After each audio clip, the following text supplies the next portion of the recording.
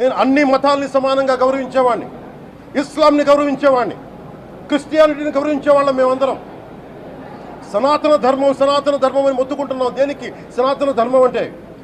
సనాతన ధర్మానికి ఒకరు ప్రారంభించింది కాదు. ఇది ఒక వ్యక్తి ఒక కూర్చోబెట్టి ఒకరు స్టార్ట్ చేసింది కాదు. ఇది కొన్ని వేలాది సంవత్సరాలుగా అన్ని మతాలని, అన్ని విశ్వాసాలని అలింగనం చేసుకున్న నేల ఇది.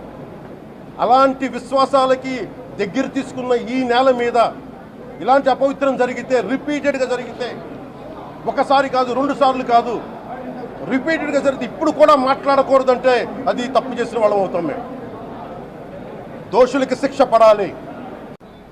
ఏ మతం మీద దాడి జరిగినా సంపూర్ణంగా నాతో సహా మేము ఖండిస్తాం, బయటకు వస్తాం.